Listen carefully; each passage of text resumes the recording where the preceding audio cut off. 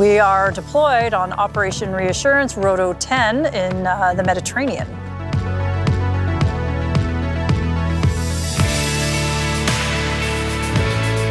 So as a coxswain on board the ship, I like to think that when we have our different systems on board, we have our weapon system, and our computer systems, and our fuel systems. We also have our people system, or our human system.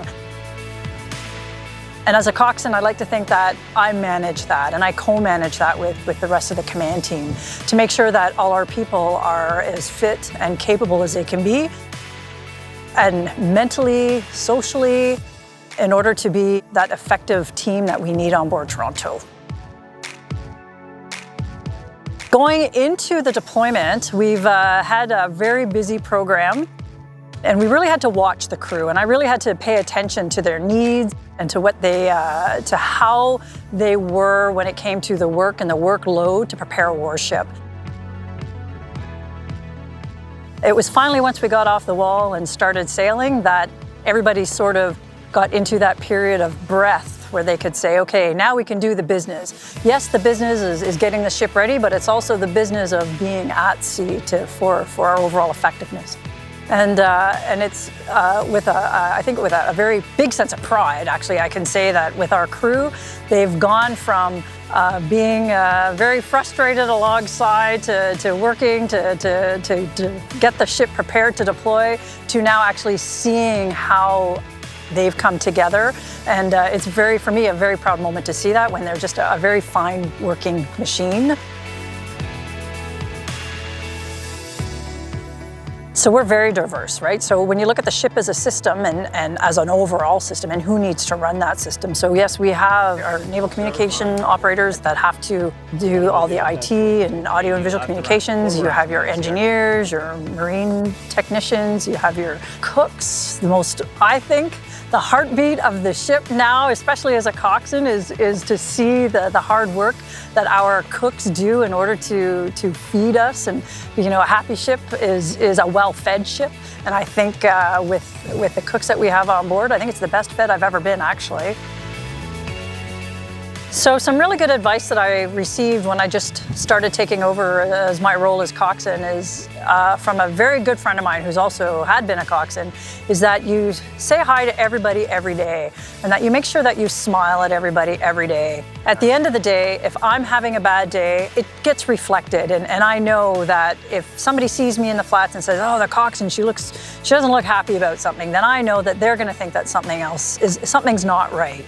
And so I'm very aware that how I present myself to others is how they could then perceive how things are going. So it's very important that, you know, I go around, I see as much as the crew as I can a day, and I go to the MCR, to the engineering spaces, and I go to the operations room, and I go to the bridge.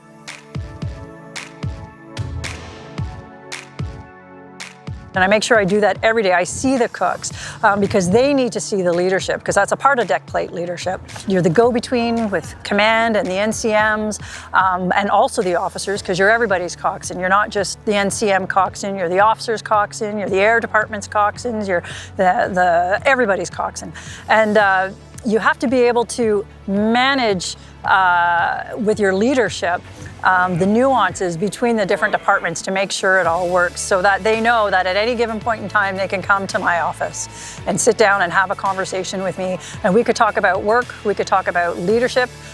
We talk about leadership a lot, just different philosophies and ways of being. My door is always open. And it lets the crew know that I'm also a human being in our role as leaders, and that they can be that way too, and that the position of although you're a position of authority, it doesn't have to be scary, and that you're able to talk and have conversations with people.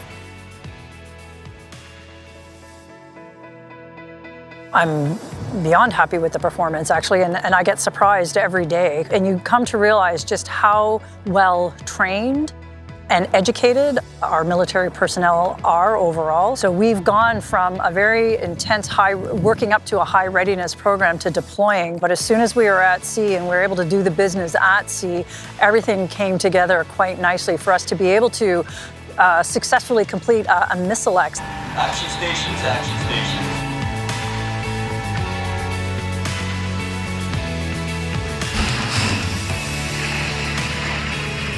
even after having some instances where we had to do some real life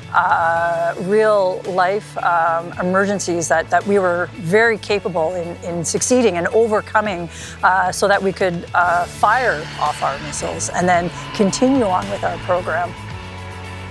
Operationally, it's been every challenge that we've come across, we've attacked it and then we've overcome it.